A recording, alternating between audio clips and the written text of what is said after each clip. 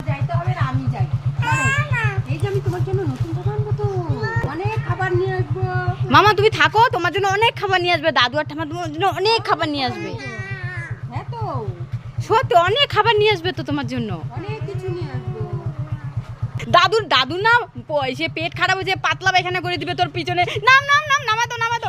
চি চি চি, গন্ধ গন্ধ বেরোবে। ওই যে ঘোড়া হয়ে গেছে মামার।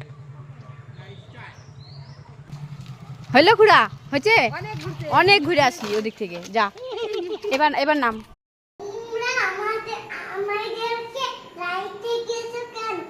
আমি তোমাদেরকে আজকে ফাটাবো আজকে।